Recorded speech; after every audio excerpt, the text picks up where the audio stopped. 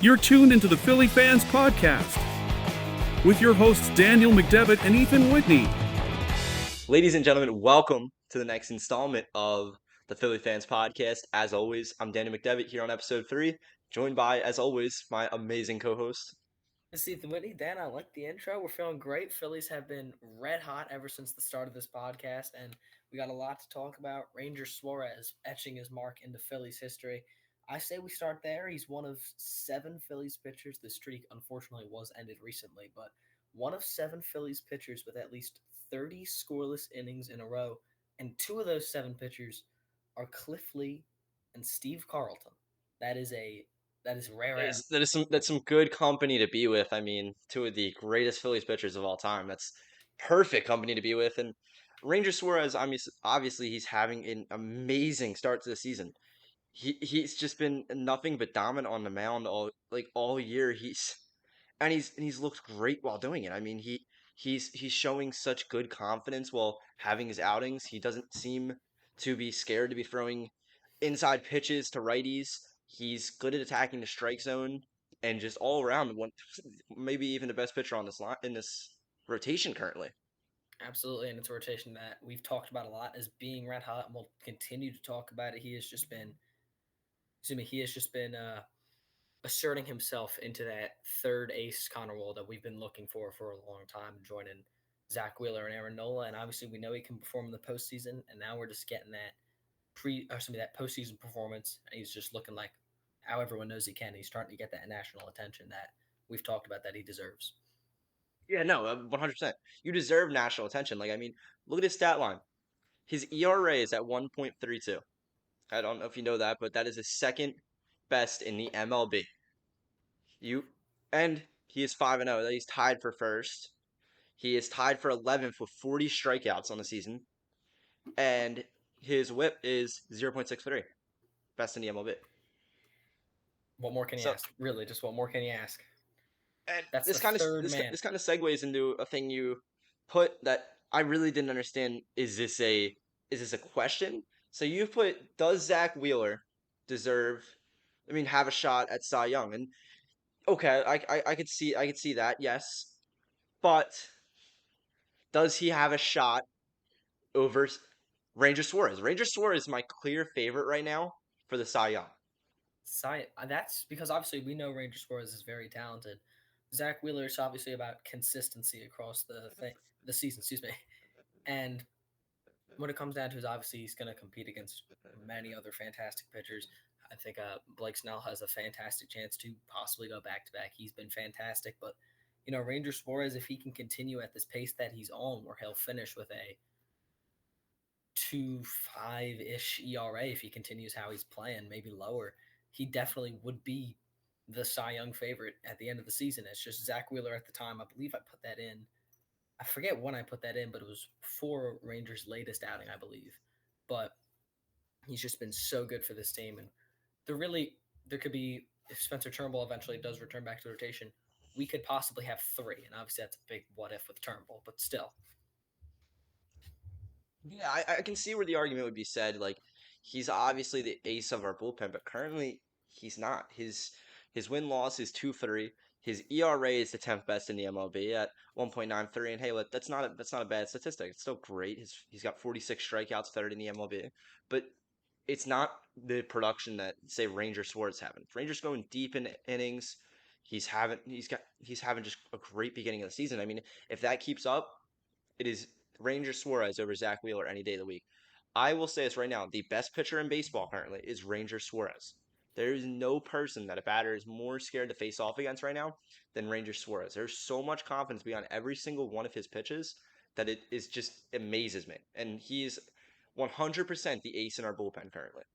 Definitely, and obviously, right now, no one's doing it as good as he is, and he always carries himself with that confidence on the mound that you just love to see out of any starting pitcher. And it's starting to really, like I said, I hate to be like a broken record, but it's that people are starting to notice what he's been able to do, and he's going to, if he continues at this pace, which has been just the dream start. If you're Rob Thompson, this has been exactly like this is fantastic for him. Just everything you could have hoped for, and if he continues at this pace, he's going to continue to be the best pitcher in this rotation. Yeah, no doubt. I mean, to, to make the argument that like you have so I'm gonna say we're gonna segue here away from Ranger Suarez, the best pitcher in baseball, and we're gonna move into the deeper part of our rotation. So we have Ranger currently at the number 3 spot, and moving into the rotation is Taiwan Walker. Yikes. You have a guy coming out of the minors, doing terrible, by the way. And I mean, like, not every one of his pitches were his fault for the run, but Yeah, he's still not ready for the majors. And I you can put me down as a big Christopher Sanchez hater. We know this. We know that I'm a hater of Christopher Sanchez. And I want to put this down for the record that we all knew that the Philly Fans podcast was the reason for the Phillies winning streak just a little while ago. We were definitely. undefeated since episode 1 to episode 2 and a little in episode three's week, but it didn't come to fruition. But I have a little trivia for you. Who was the man on the mound that secured the loss to break the streak that we were claiming to be the Philly Fans podcast streak? Was it Christopher Sanchez? It was Christopher Sanchez, and I want to believe out there that he found it in his heart one day. He goes, "I have to crush their dreams." Like he crushed my dreams at Arm& Hammer Ballpark a few years ago. That there's not a bigger Christopher Sanchez hater than me, but Taiwan Walker does not deserve a job over Christopher Sanchez. Christopher Sanchez is still a major league pitcher, and he has not good consistency, but good consistency. You know what I mean? Like he, hmm he loses games, but not in the fashion that Taiwan Walker loses games. Like he'll pull a win away with a win every now and then, or maybe he'll do just good enough that a reliever can come in and help him out. Yeah. Taiwan Walker, mm mm, nope. That man is not ready for the major leagues. And the fact we're going to put him in as a sixth starter and not give him one of our other starters days is wild to me because you have relievers that are needing to throw, and we're not just going to let a guy go in and have a few innings. We can tell in the bullpen's outings sometimes that like they're pretty cold. They haven't been on the mound for Yeah, a while because Thompson's trust in the Phillies. He has so much trust in his bullpen that he's letting them go late in the innings, and it's kind of affecting the bullpen and how well well conditioned they are. definitely. And we ran a poll on our Twitter recently. You can find us at Philly Fans Pod on Twitter or X or whatever. Go give us a follow. Check us out. We ran a poll on Twitter on how people were feeling about Taiwan Walker's return to the rotation. It was a wide range of votes. We mostly got people that were either kind of in the middle on it or not so happy with it. I myself am kind of on the lower end, especially after that start he had. I think I'm not very happy with him returning. I think the problem with Spencer Turnbull is just as for why he's not in the rotation, I believe it's an innings thing and a health thing. And I don't know if you can build on that or if you have anything to say about that. I don't have anything to say to build off of that, Mhm. but I do want to bring up the fact and do a little shameless plug here. You can check out the Philly Fans podcast here on TikTok at Philly Yep. Fans Podcast. Of course, you can also check us out on not Instagram. We don't have an Instagram. You can check us out on X or Twitter, where you can find us at Philly Fans Podcast. And hey, if you're listening on YouTube right now, you can check us out on just the audio. If you want to go to Spotify for podcasters, you can also check us out if you're watching on Spotify. You can go to YouTube, and you can check out the visual version of this and see our beautiful faces on our YouTube, which is Philly Fans Podcast on YouTube. Definitely. And if you missed it, check out the TikTok. We upload clips of that all the time. Back to the Phillies, though. Let's get to one of the most hot third baseman. Pause. One of the hottest third basemen in baseball, and Alec Bohm. He just won NL Player of the Week. He has been just a godsend, and it's amazing to see because, especially after last year's NLCS, he got a lot of hate from people who are saying he's just not a good third baseman, and for him to go on this tear and really just silence any haters that he had left has just been amazing to watch because I've always loved him. Yeah, no, I mean, so I definitely don't like Bohm as much as you do, apparently. after that compliment you gave him. I mean, you pop off, but It's a different so conversation. I would say that I did not think in a long time with Bohm that I would be uttering the words MVP candidate Alec Bohm. I mean, he is an MVP candidate currently. I mean, it's always tough to pick and pull. You can really dissect it any way you want in the early parts of the season of who's going to be the MVP because you never know where the season's going to go. But currently, he's looking like an MVP candidate, and I don't think there's any arguing it. Absolutely, and obviously throughout a 162 baseball game season, it's just all about can he stay consistent, and obviously I think he can. MVP candidate's going to be tough. Obviously, I don't think it's a worry about Alec Bohm. Obviously, just a ton of talent in the National League, and we'll get to all of that later. But just him to be able to, I think one of the things that stuck out to me was one of the main complaints about like the Phillies throughout the beginning of the season had been struggling with runners in scoring position. He hasn't blinked under the pressure. When there's a runner on second base, on first, well, not on first base, not scoring position, but if there's runners on the bases, it's just another at bat to him, and he's just going to go out there and produce like nobody's watching. It's just fantastic. Yeah, I mean, 100%. So, um, I just want to bring up stat lines because it's honestly amazing. Like his home runs aren't something to write home about, but his average and consistency is what makes him such a great ball player right now because he's batting 364, which is, by the way, the second best in the MLB, which is just completely wild. Like That that is it's insane. such an insane stat for how like we're not too far, but we are far enough where that is Yeah. insanely crazy to have as your stat line. And he is also second in the league for 29 runs batted in, which is just and I don't even know what to say. Like I mean, he is just killing it out there on the field right now. There is no better third baseman that I want out there than Alec Bohm right now. And like I feel like we saw this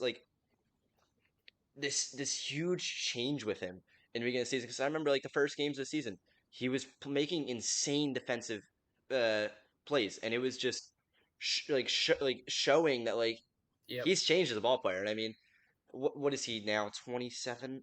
I want to confirm. Somewhere around that age. And he's just another one of those like just the young players on this team. Obviously, you have Brandon Marsh, who just absolutely he got to return to Los Angeles. He's going back again tonight. We have Bryson Stott, and just really the daycare crew really is what they're called. It's just been I keep saying using the same words, a godsend. You know what I mean? It's been this youth movement that the Phillies have been building over the years, and it's finally coming to fruition. And Alec Bohm, just the latest example of that. Yeah, I mean, so uh, Alec Bohm is 27, and that's usually just a year that players begin to pop off. I mean, there's a lot of development when it comes to baseball. You come out of college, and they usually take you in for many years, and you don't see the field for a while. But 27 is usually that age where it kicks in, and you become the best ball player you can be. He's at that age, and he is well clearly in his prime, and there is nowhere to go but up with Alec Bohm. He is by far on this team right now the best player on this team in the Yep. lineup, and And I it think, is just yep. wild to see. I think something I want to bring back up, and it was that I said earlier last year in the NLCS, a lot of players took a lot of heat for what happened out there.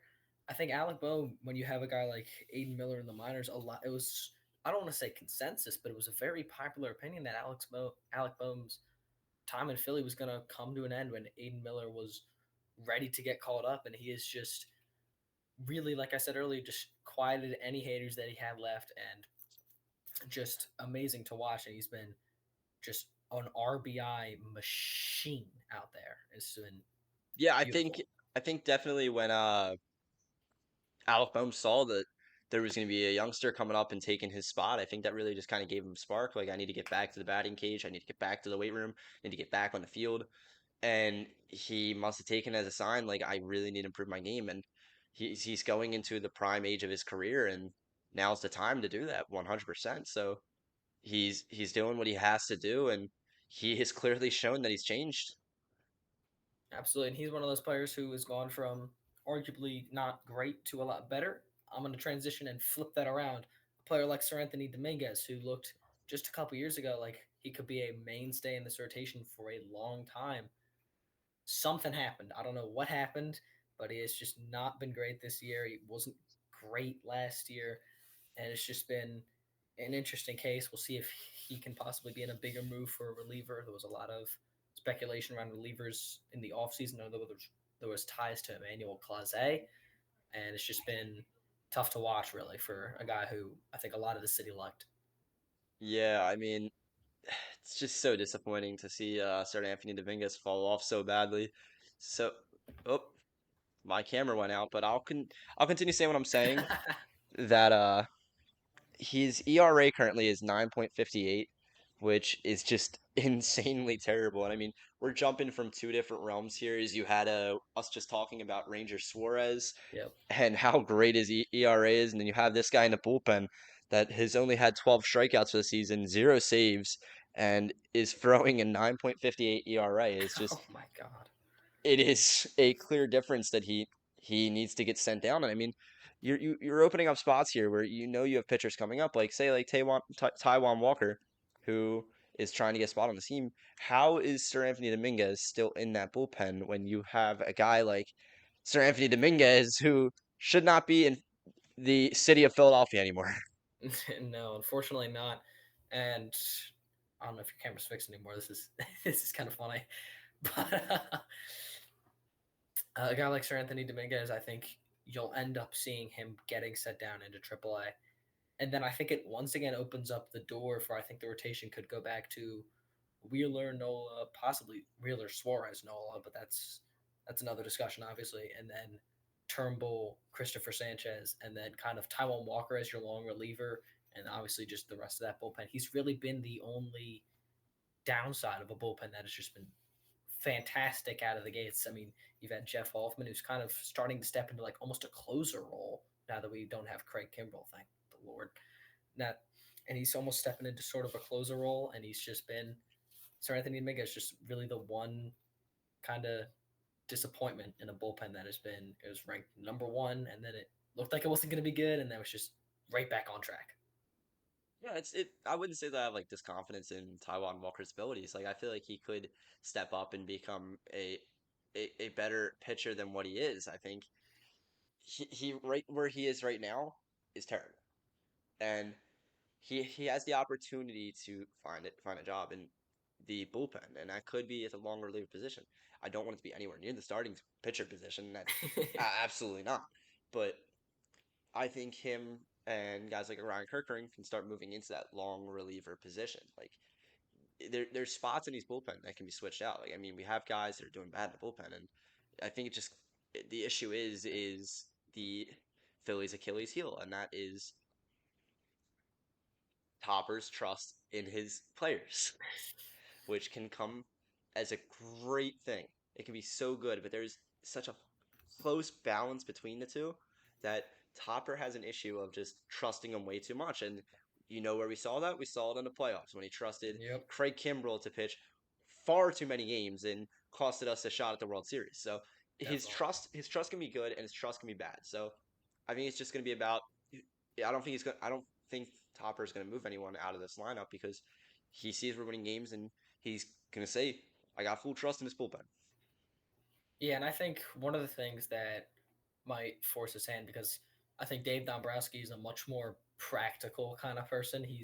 I think we could definitely see him wheeling and dealing at the deadline for a reliever, for maybe a fifth starter if they really want to have Turnbull in the bullpen, which would be interesting, I guess. But that's way too far in the future. Reeling it back in, I want to transition into another point we had, and it was Trey Turner, a 41 stolen base streak. It ended on a rundown, I believe, against Cincinnati, I believe it was, but just it was one of the top five in Phillies. I forget if it was Phillies history or baseball history, but it was just uh, another highlight of just his incredible base running. And ever since really those standing ovations against Kansas City a year ago, he's just been the Trey Turner we all knew he could be. Watching that man run bases is one of the most majestic things I've ever seen, especially when he slides at home. It is amazing. Like I remember sitting there, I was like first game of the season, I was like, I can't wait till he does the slide. I can't wait when he comes in, does the slide, and just gets right back up. It's It's amazing. beautiful. You just look And up if you've he did. got 10 minutes. Just look up Trey Turner sliding. Yeah, Beautiful. the dude. It's like not even a slide to him. He just gets down and back up. Like it's Just- what? But yeah, I saw him do it in Cincinnati just a few days ago, and I was like, oh, that is amazing. Like, dude, that dude is crazy with it. But I also want to bring up that you wrote down what do we do with Cassidy, and yep. that is a good question. I have stood my stance, and I stand by it. We trade Cassidy. He needs to go, and there's a lot of possible places for him to go. I mean, you have San Francisco Giants who they they've been contenders many years, and I think they won like 107 games last season, but It they wasn't felt last season. It was a couple years ago when they had what's his face as the manager. Ended up falling to the Dodgers in oh yeah five. yeah yeah yeah yeah. I mean, Kepler, they, Gabe Kepler. don't get me started. I hate Gabe Kepler. I want to put that out there. I'm the biggest Gabe Kepler hater. That dude adding math into baseball is the most horrible thing to watch I've ever seen. Oh, Well, got I hate fired Gabe over the Kepler. offseason, so I'm sure you were So happy. I saw that and I was so happy. I want to like tweet, put a little comment like deserved. Put a little sending hate from Philadelphia, that kind of thing. Oh, I just looked them up. He is now an assistant general manager of the Marlins, who are also one of the worst teams in baseball. So you know what? You I'll let you see, decide. wherever he goes, it's just a rolling stone. He's gonna take down the franchise. Maybe you know what? Maybe it was just an industry plant for the Phillies. History This is, this is all plans. our plan. We were scared of Jazz Chisholm all along. Jazz Chisholm. That's a But very interesting case. but so I'd say his possible landing destinations, in my opinion, could be San Francisco because they have good teams and they keep coming up short. They're always like few games behind, or just they're Mm. never that team in the West. And I think if you come near trade deadline and it's getting close to the postseason, they're gonna want a guy who they think can perform later in the postseason. Like, because Cassie's always been a guy who just really only shows up during the postseason. Like he's had good glimpses of hope, but it was only ever in the postseason. So it's a weird thing where usually guys go cold in the postseason and Cassie's the other way around. So San Francisco Giants could move the trade for him, and same with the Cubs. I feel like the Cubs they're trying to find a guy, and he's a good veteran guy to bring into the locker room. If he does a little bit better, I mean, I don't think anyone's going to want to trade for him right now because of just how awful he's playing. But my two possible landing destinations are, I think he'd go find a home in San Francisco or Chicago. Chicago and San Francisco, obviously two of the more contending teams in the NL, and we'll touch on that in a minute. In San Francisco, I think they could definitely be a possible landing spot, specifically because it was their offseason was very well received because the common theme was that they saw the Dodgers, their in division rivals, go all in with Otani, all in with Teoscar Hernandez, not Shota, Yoshinobu Yamamoto, just an absolutely insane MLB The Show off season. And they're 14 and 15 right now, which is not the start that they had envisioned, even though they went for Matt Chapman, they went for Jung Ho Lee, they went for Blake Snell. And I could definitely see them going for a guy like Castellanos who can bring experience in the outfield. But like you said, I don't expect them to be under 500 by the time August 1st comes around. I know I'll expect them to be contending for the wild card, just like they really were last year. They were contending for the wild card neck and neck with the Phillies for a long time, and I think Castellanos could definitely be a guy atop their trade list. The only problem would be his contract, which is a big one. Yeah, I mean, I think we brought this up the other day, like how big Yeah, Castellanos' contract is, but I mean, no team's gonna want him, especially if he's not producing at all. Like he said it himself, you either age like fine wine in baseball or you age like milk, and he is aging like milk, and it's been spoiled for like 2 years. So what are you gonna do? Now, I want to put just this out there by really the way, because you brought up the Dodgers. Phillies have a better record than the Dodgers right now, so I'm just saying, we're the better team. not even close. I think he's really riding off that one season he had in Cincinnati. and that is obviously made him all the money he has now. And I think obviously Phillies fans, I think when he's on, we love him. I mean, just think last year, think of the influence he had on developing Johan Rojas, just the influence he had in the playoffs. I mean, you could really see him taking on like the personality of Nick Castellanos and just what an influence he was to him. He could be a great locker room guy, but locker room guys don't win championships. Hitters do. So that's really the main thing with him right now.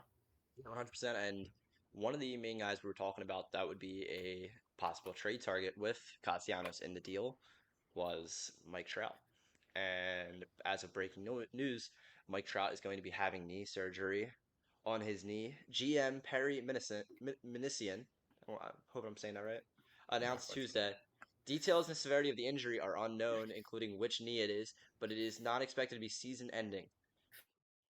Trout, 32, leads the majors with 10 home runs and is having a strong bounce back after being limited to 82 games by a broken Hamont last year. That it's is just per CBS Sports. yep. It's just Mike Trout. He's one of the players. It's impossible to hate Mike Trout, even if you are the biggest Angels hater on the planet Earth. I don't think it's possible to hate Mike Trout. There is. And I was actually listening to the afternoon show with Spike Eskin and Ike and Jack Fritz in my car today. And apparently Spike Eskin hates anyone who wants to trade for Mike Trout because he thinks he's a loser for going to a losing team. His takes are awful, but You we're see not the going to go thing down. he got into We're with not going to go down that road. We're not all going to right, go down that road. all right. Continuing on Mike Trout, that dude is an anomaly. He is such a great player, but what I want to say is it possible to get a discount now that we know he's hurt? Because who knows how long Mike Trout has left, and we could use him in a lineup where we just put him in, say, well, nah, that would be it would be tough because if he's coming off of injury, do you want him in the outfield? Or It's a tricky spot. can you even put him in the outfield? Because you could also send Harper back to right field, put Kyle Schwarber at first base. Whoa, Kyle Schwarber at first base. I mean, Kyle I'm Schwarber has thinking played first base, so I mean, he has. that wouldn't be an issue, but the issue would be resetting Bryce to go back out there. But if we were to trade for Mike Trout, that would be the only possible solution of him coming off of a knee injury. There's no way he's going to be coming in midseason off of a knee injury and having to go and play the outfield. There's no way we can get him that well. I think one of the possibilities that could end up playing out, and this is, a kind of a lot needs to happen for this to happen, but I think if the Phillies get Mike Trout, obviously big if already, but if they get him, I could see them targeting Athletics outfielder Estery Ruiz, who's an athletic freak, and they've kind of been. This is a whole other story. We can't really do justice in 30 minutes, but he's run into hot water with the team for wearing. I forget what the name of the company was, but wearing like a wristband saying like something like "sell the team," and they sent him down to AAA despite his fantastic start. So they're not doing him any favors over there. So I definitely could see So a possibility I there. don't mean to cut you off. I actually have no clue what you just said, to be perfectly honest with you, because as per my brother who was listening in, he just sent me a screenshot that Mike Trout has just announced he has a torn meniscus and no timetable for return. So as per like 1 minute ago, Mike Trout is over of his knee. So So you can forget Esther he will not. Ruiz. There is no way he will be returning. So forget everything we just said. We do not want Mike Trout. Jesus. Absolutely not. There is no way We the do not Phillies need should two athletes in this city with torn exactly. meniscus. So Jesus. that's done for. That is terrible to hear. Oh, As we oh just my God. finished praising him and saying how we could still work him into a lineup. Yeah, absolutely not. Wow. That is. Oh my God. Show of breaking news. We got him with his injury, and now he's out for. They could shut him down for the rest of the season. I could say it. He torn meniscus. He's done. I mean, he's done for the Yeah. season. That's it. That's a wrap. And I And think even if he does get healthy, he'll be healthy when the Angels are 20 games under 500. yeah, He's not going to return to win the them Angels 330 franchise games. is a joke right now, and I mean, I feel like it's got to start with the removal of Mike Trout, but he's under such a long contract that you're going to wait him out. I mean, you're just going to be an unsuccessful franchise Yep. until Mike Trout's gone. I mean, you're down the street from the Dodgers, so you're barely even pulling people to the games because everyone and their mother is going to be a Dodgers fan living in the city of Los Angeles. Which is a huge baseball town, obviously. I think to me it starts with their owner. Fake fans. West Coast fans and East Coast fans are two very different things. One You've cares seen about the that sport. very red of those videos when Kevin Durant was on the Warriors. They'd be like, "What do you think of?" And then throw a random word out and be like, all these fake Warriors fans would like try to justify it. It's so fun. Anyway, back to I have seen baseball. that, yeah. West Coast. I'm telling you, man, West Coast for sure. West Coast fans I think it are starts with not real. Artie Moreno.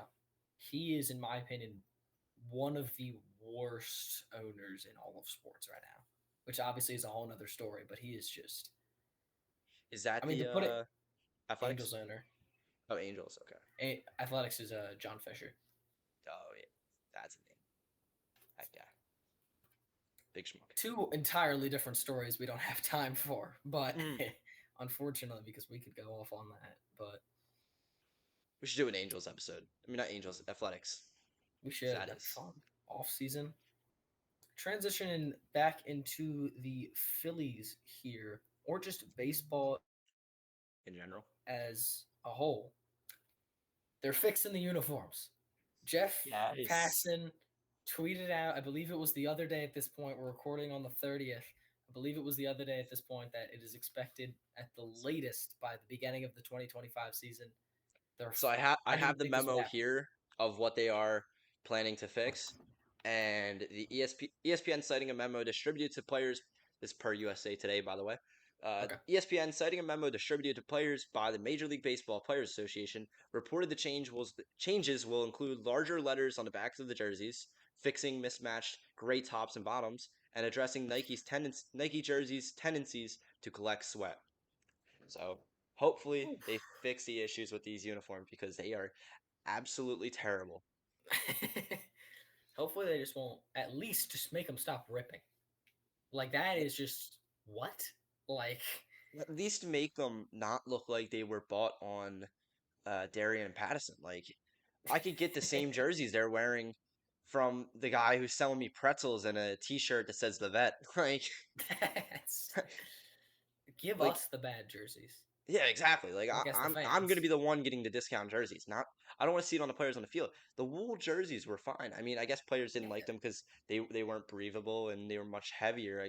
But is is there really a difference affecting your play with these jerseys? I mean, I would argue that, and maybe I'm wrong because I'm not the one playing baseball in these jerseys. So of course I may be just talking randomly here, but I feel like the other jerseys would be much worse to play in. Like Definitely. without a doubt. And I'm also thinking, just to put it in the simplest terms that you can, when did we ever talk about jerseys until last summer? Like, when was there ever talk about the problems with jerseys? Except if it's like a team design of a jersey. But like, when was that ever a Hmm. thing? Yeah, I mean, there Until was. Fanatics. I don't remember hearing any like problems about like the players being like, "Oh, these jerseys are too heavy." Like maybe there was one guy who was like, "Oh, this jersey's too heavy," and everybody was like, "No, you're wrong."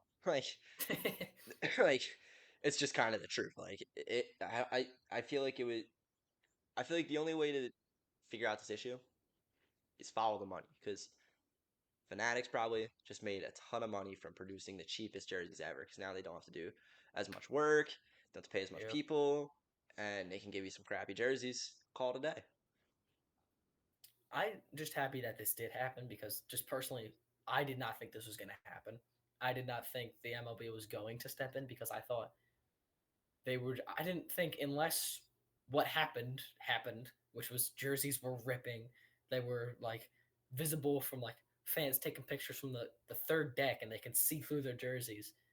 I didn't think unless there was like a severe quality control issue, which there was, that they were going to do anything just because of the money aspect of things. But thank God they did. Yeah, so I'd say we talked about this last episode that there was a report that um Rob Manfred had shown up to the Phillies Rockies series, and it was not reported what he asked the players about, but he had a meeting with only players, no press was allowed, and apparently just had questions and stuff like that rolling for the room. And we kind of just thought, like, brainstormed what they could be talking about. And one of the main things we decided that they were talking about could be the jerseys. And now that you see the jersey changes, really makes think, was one of those theories correct, that that's why Rob Manfred was there. He was addressing the problems of the jerseys, what he disliked, what he like, everything above that sort. So I think that could be the main answer to what we were talking about last episode. Absolutely, and I think that's a great point. I didn't even think about that, to be perfectly honest. And just when Rob Manfred, I don't think you hear. I mean, he's out and about at games all the time, but I don't think you hear stories of him players only meeting. That doesn't happen in any league too often with any commissioner. So I don't think I think there had to be a discussion about uniforms there. And I think now that, like you just said, now that we know that there is going to be uniform changes coming, I think it's just 100% they talked about the uniforms there. Yeah. Well, as we close nearer to the 30, 40 minute mark here, I think it's about time we close out this podcast. Definitely Any final great. thoughts you want to leave us on here, Ethan? Nothing much. I mean, I'm excited to watch. Ton of Phillies are on tonight. I believe they got the Angels series, and then after that, it's really when their schedule starts to kick into, like, this was the easy part of the schedule that we were supposed to feast off of, and we did. Now we're getting into that part where we're really going to have to hold our own. Going to be exciting to watch. Going to be interested to see the moves that are made, and definitely looking back to getting on here next whenever and talking it up with you again. Now, Ethan, I have one last question to leave you with. Do you know of a place where I can find news, some entertaining stats, or clips from the podcast anywhere? I think the best place you could go will be the Philly Fans Podcast on TikTok. It's just at Philly Fans Podcast, or find us on Twitter at Philly Fans Pod. We post clips of the podcast all the time. We post the episodes up. I'll have this one up, and whenever it's ready, we'll have this one up on our Twitter and up on our YouTube. So definitely check it out. You can Make see sure to check our out our Twitter, Philly Yep. Fans Podcast. And if you want, you can check us right down here as, yep, you got it. You got it this I time. was wrong the last time. Yeah, so we got it right here. You can follow us on Twitter at dmcdev25, or you can follow Ethan over at Ethan underscore W6. And for one final time, thank you for tuning in to episode 3. Catch us every Monday here at Philly Fans Podcast, and have a great night.